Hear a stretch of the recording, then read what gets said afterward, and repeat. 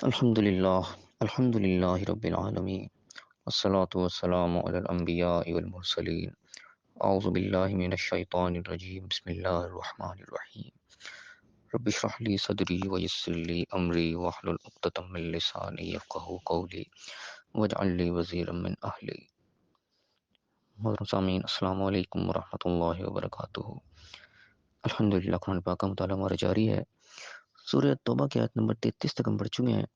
آج انشاءاللہ آیت نمبر 34 سے آیت نمبر 37 تک پڑھیں گے۔ اعوذ باللہ من الشیطان الرجیم بسم اللہ الرحمن الرحیم۔ یا ایہا الذین آمنو، اللہ تعالیٰ ہم سے مخاطب ہے، اے ایمان والو، اے ایمان کے دعوے دارو۔ کیا کہہ رہے اللہ تعالیٰ کہ انا کثیرا من الاحبار والرہبان لیأکلون اموال الناس بالباطل ویصدون عن سبیل اللہ، کہ بے شک بہت سے علماء اور مشائخ میں سے ایسے لوگ ہیں جو لوگوں کا مال ناحق طریقے سے کھا جاتے ہیں، وہ اللہ کے راستے سے روکتے ہیں۔ اب یہاں پہ اللہ تعالیٰ نے احبار اور رہبان کا لفظ استعمال کیا ہے۔ عام طور پہ یہ لفظ جو ہے یہودی اور عیسائیوں کے علماء اور مشائخ وغیرہ کے لیے استعمال ہوتا ہے، لیکن عام جنرل لفظ ہے یہ۔ لیکن بہرحال اللہ تعالیٰ ہمیں ایک الرٹ کر رہا ہے کہ تم سے پچھلی جو قوم تھی، ظاہر ہے کہ یہاں پہ ایک نئی قوم تیار ہو رہی تھی۔ آپ صلی اللہ علیہ وسلم نے دعویٰ نبوت کیا، لوگ نیا نیا یعنی کہ دین کو سیکھ رہے تھے دوبارہ سے۔ پہلا دین جو تھا وہ مسخ ہو گیا تھا، اس کی حالت خراب کر دی تھی لوگوں نے۔ تو اللہ تعالیٰ ان کے ایک فالٹ کا یہاں پر تذکرہ کر رہا ہے کہ ان کے اندر ایک یہ کمی تھی، ایک ان کا نقص تھا جو اللہ یہاں بیان کر رہا ہے کہ ان کے جو کثیر تعداد میں اکثر جو ان کے علماء اور مشائخ، جو ان کے بزرگ تھے، جن کو اوپر سمجھو کہ دین کی ذمہ داری تھی، جنہوں نے لوگوں کو دین سکھانا تھا، ان کے اندر یہ نقص پیدا ہو گیا تھا کہ لوگوں کا مال ناحق طریقے سے، باطل طریقے سے کھا لیا کرتے تھے اور لوگوں کو اللہ کے راستے سے روکتے تھے۔ یعنی کہ انسان، اللہ تعالیٰ یہاں پہ نئی قوم کو جب الرٹ کر رہا ہے کہ یہ پرانی قوم کے اندر یہ فالٹ آ گیا تھا، تو ہمیں یعنی کہ اس چیز سے الرٹ ہونا چاہیے کہ ہمارے لوگوں کے اندر بھی یہ فالٹ نہ پیدا ہو جائے۔ اور آج ہم جس دور کے اندر رہ رہے ہیں، ہم دیکھتے ہیں کہ یہ والا مرض جو ہے وہ ہمارے لوگوں کے اندر بھی آ چکا ہے۔ اکثر جو بڑے بڑے علماء جو ہیں، بڑے بڑے مسندوں پر بیٹھے ہوئے، بڑے بڑے مدرسے اور مدارس چلا رہے ہیں، بڑے بڑے سارے جنہوں نے سمجھو کہ علم کے جو مراکز کھول رکھے ہیں، وہاں پہ اکثر یہی کام ہو رہا ہے۔ لوگوں کا مال جو ہے وہ ناحق طریقے سے کھایا جا رہا ہے۔ زکوٰۃ کی مد میں، صدقات کی مد میں مال اکٹھا کیا جاتا ہے بہت سارا، اور پھر ان کو حقداروں تک نہیں پہنچایا جاتا، بلکہ لوگ اپنے بینک بیلنس بنا لیتے ہیں اور اپنے لگژری لائف جو اس کے ذریعے گزار رہے ہوتے ہیں۔ یہ چیز اب یعنی کہ کسی سے پوشیدہ نہیں ہے، لوگ عام طور پہ اس کا مشاہدہ کر سکتے ہیں کہ جس چیز کا اللہ تعالیٰ نے اشارہ 14 سال پہلے میں دے دیا تھا، وہ وقت آج ہم اپنی آنکھوں سے دیکھ رہے ہیں۔ اور وہ کیا کرتے ہیں، وہ یصدون عن سبیل اللہ، لوگوں کو اللہ کے راستے سے روکتے ہیں۔ یہ ان کا فالٹ اللہ نے ذکر کیا، اور یہی بالکل سیم آج ہمارے یہاں بھی ہوا ہے کہ لوگوں کو اصل دین سے جو ہے وہ روکا جا رہا ہوتا ہے۔ لوگوں کو قرآن پاک کی تعلیم اس طریقے سے نہیں دی جا رہی تھی، اس طرح دے جانے کا حق ہے۔ لوگوں کو خود پڑھنے سے، علم حاصل کرنے سے روکا جاتا ہے، ان کو مختلف رکاوٹیں لگائی جاتی ہیں، ان کو مختلف پٹیاں پڑھائی جاتی ہیں کہ تم خود پڑھو گے تو گمراہ ہو جاؤ گے، اس کے لیے اتنے علوم چاہیے، اتنے علوم چاہیے۔ مختلف باتیں اپنے پاس سے بنا بنا کے لوگوں کے دماغ میں بٹھا رکھی ہیں کہ لوگ ڈائریکٹ خود دین کا مطالعہ نہ کریں۔ ان کو پتہ ہے خود مطالعہ کریں گے تو بہت سے بھید جو ہے وہ کھل جائیں گے، اور ہمارے دکانداریاں جو چل رہی ہیں، جو ہمارا ایک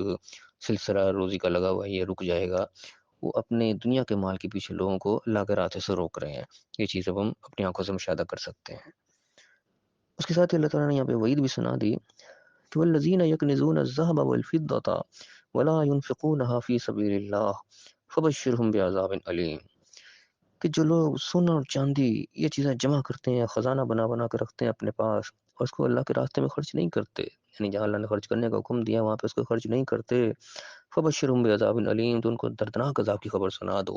دردناک عذاب کو ان کو بشارت سنا دو کہ اس کی وجہ سے ان کو تکلیف دہ عذاب، تکلیف دہ سزا جو وہ دی جائے گی اس مال کے بدلے میں جنہوں نے جمع کر کر کے رکھا ہوا ہے، اس کو اللہ کی راہ میں خرچ نہیں کر رہے۔ اللہ تعالیٰ نے پھر سزا کی ایک کنڈیشن بھی بتا دی، کیسی سزا ہوگی جو دی جائے گی۔ یوم یحمى علیہا فی نار جہنم، جب ان کا مال جو ہے وہ جہنم کی آگ میں تپایا جائے گا، گرم کیا جائے گا۔ فتقوا بها جباہہم وجنوبہم وظہورہم، پھر ان سے داغے جائیں گی ان کی پیشانیاں، ان کے پہلو، ان کی پیٹھیں، یعنی جو مال انہوں نے جمع کیا ہوا ہوگا، مال اکٹھا کر کے، ظاہر ہے وہاں تو یہ مال کام نہیں آئے گا، یہ مال تو دنیا کا دنیا میں ہم نے چھوڑ کے چلے جانا ہے، وہاں اس کی کوئی وقت نہیں ہوگی اگلے جہان میں۔ تو وہاں یہ مال سارا جمع کیا ہوگا، اس کو سب کو آگ میں تپایا جائے گا، گرم کیا جائے گا، اور ان سے تپا کے پھر ان کے جباہ پیشانی یعنی کہ فرنٹ سے بھی ان کو داغا جائے گا، وہ جنوب ان کے پہلو یعنی کہ دونوں سائڈ بھی ان کے اس سے جو ہے وہ تپائی جائیں گی، داغی جائیں گی، وہ ظہور اور پیچھے بھی بیک بھی یعنی کہ چاروں طرف سے ان کو داغا جائے گا، تکلیف پہنچائی جائے گی، اور کیا کہا جائے گا، ھذا ما کنزتم لانفسکم، یہ وہ ہے جو تم نے اپنے لیے جمع کر رکھا تھا، یعنی اللہ کے راہ میں خرچ نہیں کیا، کو تم نے جمع کر کے رکھا ہوا تھا، یہ تمہارا خزانہ وہ جو تم نے جمع کیا ہوا تھا، فذوقوا ما کنتم تکنزون، تو چکھو اس کا مزہ جو کوئی تم جمع کرتے رہے تھے۔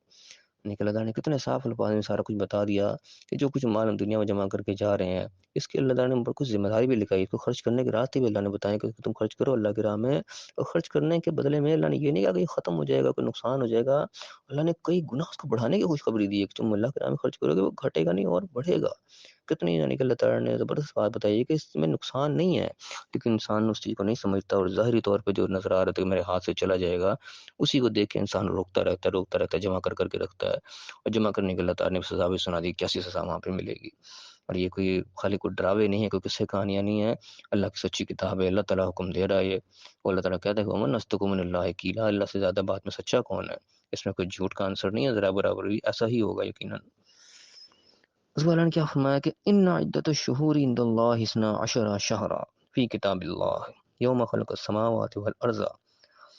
اور جس دن اللہ تعالیٰ نے آسمان و زمین پیدا کیے تو اللہ کی کتاب میں جو مہینوں کی گنتی ہے وہ 12 ہے، 12 مہینے اب اللہ تذکرہ کر رہا ہے کہ جو اللہ تعالیٰ نے اعداد شمار رکھے ہیں زمین و آسمان کو پیدا کیا، اس کا جو حساب اللہ تعالیٰ نے رکھا ہے ہمارے لیے وہ 12 مہینوں کا رکھا ہے، اور ہم جانتے ہیں ہم سب 12 مہینوں کے حساب سے اپنے سال کو کیلکولیٹ کرتے ہیں۔ اللہ فرمایا کہ منہا اربعۃ حرم، ان میں سے 4 جو ہیں وہ حرمت والے ممنوع ہیں، یعنی پروہیبٹڈ ہیں، کہ ان کے اندر آپ نے کوئی اللہ کے حکم کی خلاف ورزی نہیں کرنی، بالکل بھی کوئی خون خرابہ، کوئی ظلم والا معاملہ نہیں کرنا، کوئی لڑائی جھگڑا اس میں نہیں ہونا چاہیے۔ 4 مہینوں کو اللہ تعالیٰ نے خاص طور پہ کہہ دیا، ویسے لڑائی جھگڑا یعنی کہ ہر مہینے نہیں ہونا چاہیے، اللہ تعالیٰ نے ویسے منع کیا ہے، لیکن 4 مہینوں کی خاص حرمت اللہ نے قائم رکھی، کیونکہ خاص طور پہ جب یہ قرآن پاک نازل ہو رہا تھا اس وقت جو ماحول تھا خاص طور پہ قبائلی زمانہ تھا، قبائلی تو سارا نظام چلتا تھا، اس میں دشمنیاں ان کی نسل در نسل چل رہی ہوتی تھیں، اور ان کے یہاں خون ریزی عام ہوتی رہتی تھی، تو اللہ تعالیٰ نے خاص طور پہ اس کو روکا کہ 4 مہینے بالکل بریک لگانا چاہیے، دشمنیاں چل رہی ہوتی تھیں وہاں پہ، تو اللہ تعالیٰ نے کہا جو دشمنیاں ٹھیک ہے تم سارے سال تمہارے چل رہا ہے سسٹم، ان 4 مہینوں میں کم از کم تم اپنے ہاتھوں کو روکو، یعنی کہ آہستہ آہستہ ان کو اس چیز سے ہٹانا تھا نا، تو ایک دم سے پابندی ظاہر ہے کہ وہ مشکل تھی، تو سال میں سے اللہ نے کم از کم 4 مہینوں کی پابندی لگا دی، 4 مہینے کم از کم روکو نا، تاکہ ان کو عادت پڑے اپنے آپ کو روکنے کی، جو تلواریں ہر وقت نکلی رہتی ہیں یہ نیاموں کے اندر جائیں، لوگوں کو ذرا سکون سے رہنے کی بھی جو ہے آہستہ آہستہ تلقین ہو، تو اللہ نے 4 مہینے جو ہے ان کو پابندی لگا دی، 4 مہینے میں تم نے کچھ نہیں کرنا ایسا کام، ذالک الدین القیم، اور یہ بالکل سیدھا دین ہے، سیدھا قانون تم پر نازل کیا، اس میں کوئی شبہ شک کی بات نہیں، بس سیدھا سادہ حکم اللہ تعالیٰ نے نازل کر دیا، اس قانون کو تم نے نافذ کرنا ہے۔ فرمایا کہ فلا تظلموا فیہن انفسکم، اور ان کے اندر تم اپنی جانوں پر ظلم نہ کرنا، یعنی کہ اس کی تم کو خلاف ورزی کرو گے، اس کو تم آگا پیچھے کرو گے تو پھر اپنی جانوں پر ظلم کرو گے، اپنے آپ کو تم پھر جو ہے وہ عذاب کا مستحق ٹھہراؤ گے، اللہ کے غضب کا جو مستحق ٹھہراؤ گے، ایسا مت کرنا۔ فرمایا کہ وقاتل المشرکین کافۃ کما یقاتلونکم کافۃ، اور مشرکین سے تم اسی طرح جنگ کرو، ان سے پورا لڑو اس طریقے سے جس طریقے سے تمہارے ساتھ جنگ کرتے ہیں، تمہارے ساتھ لڑتے ہیں، پورا یکسو ہو کے کافہ، کوئی اس میں کمی نہ ہو۔ وَاعْلَمُوا أَنَّ اللَّهَ مَعَ الْمُتَّقِينَ، اور جان رکھو کہ اللہ تعالیٰ متقین کے ساتھ ہے، تقوی حاصل نہیں جانا چاہیے کہیں پہ بھی، جو ہے تقوی کے خلاف کوئی کام نہ ہو، اللہ کا خوف جو ہے تمہارے دل میں رہنا چاہیے، یعنی تم لڑ بھی رہے ہو تو اللہ کے خوف سے، اللہ کا حکم سمجھ کے، کوئی ذاتی دشمنی اس کے اندر جو ہے بیچ میں شامل حال نہیں ہونی چاہیے، اگر اللہ کا ساتھ چاہیے تو تقوی جو ہے وہ ہمارے ہاتھ میں رہنا چاہیے۔ اگر فرمایا کہ انما النسیء زیادۃ فی الکفر، اس کے اندر آگا پیچھا یعنی جو حرمت والے مہینے اللہ تعالیٰ نے ذکر کیے ہیں، ان میں اس سے آگے پیچھے ہٹانا، ان کو ان کی ترتیب کو آگے پیچھے کر دینا، یا اس کے اندر کوئی ہیلے بہانے بنا کے جو اپنی زیادتیاں جو چل رہی ہیں اس کو چلائے رکھنا، پھر اس سلسلے کو چالو رکھنا، اس کو اللہ تعالیٰ نے کفر سے تعبیر کیا ہے کہ انما النسیء، اس کو ہٹا کر آگے پیچھے کر دینا، اس کے اندر کسی قسم کی کمی زیادتی جو ہے وہ کفر کے اندر اور زیادتی کا باعث بنے گی۔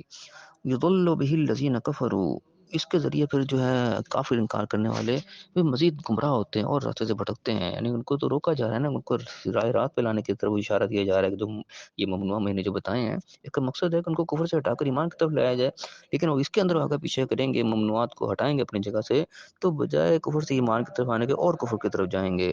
کیا کرتے ہیں، یحلونہ عاما ویحرمونہ عاما، اور 1 سال اس کو حلال کر لیتے ہیں، 1 سال کو حرام کر لیتے ہیں، یعنی کہ 4 مہینے اللہ تعالیٰ نے ممنوع رکھے، ان کے اندر آگا پیچھا کر لیتے ہیں، کوئی مہینہ آگے کر لیا، اگلے سال کو 1 مہینہ پیچھے کر لیا، یعنی کہ جو اپنا سلسلہ چل رہا ہے اس کو بھی ہم چلائے رکھیں، اپنے ہاتھ نہ روکیں، اور گنتی جو اللہ نے رکھی کہ 4 مہینے وہ حرم والے وہ 4 مہینے بھی پورے کر لیں، یعنی کہ اللہ کو نعوذ باللہ سے ڈوج دینے کی کوشش کرتے ہیں کہ 4 مہینے اللہ نے ممنوع کی تھی کہ 4 کو ہم نے سال میں 4 پورے کر لیے، لیکن وہ جو تھے بدلہ لینے کا وقت تھا، اس وقت انسان کی کوئی ایسا مہینہ کہ اس وقت طاقت زیادہ آدمی زیادہ پاس ہیں، اس کے اندر اپنا بدلہ لے لیا جا کے مہینے کو آگے گزار دیا کہ ٹھیک ہے ہمارا تو یہ تھا کہ ہم آگے کر لیں گے اس کو، اس قسم کے انہوں نے کچھ چکر بازیاں کرنے کی کوشش کی، اللہ تعالیٰ نے اس کو یہاں پہ پکڑ کی کہ یہ جو ہے یہ کفر کے اندر اور زیادتی کا سبب ہے پھر، اور وہ کیا کرتے تھے یہ بات وہ عدت ما حرم اللہ ہو گیا کہ وہ گنتی بھی جو ہے حرم کی وہی پوری رکھیں، اور اس کے بعد وہ جو یحل ما حرم اللہ جو اللہ نے حرام کیا اس کو حلال بھی کر لیں، یعنی کہ اللہ نے تو اصل میں لڑائی کو حرام کیا تھا، لڑائی سے اللہ تعالیٰ روکنا چاہ رہا تھا، خون خرابہ جو ہوتا تھا اس کو روکنا چاہ رہا تھا، انہوں نے اپنا خون خرابہ بھی جاری رکھا اور حرمت والے مہینوں کی گنتی بھی پوری رکھی، یعنی کہ ایک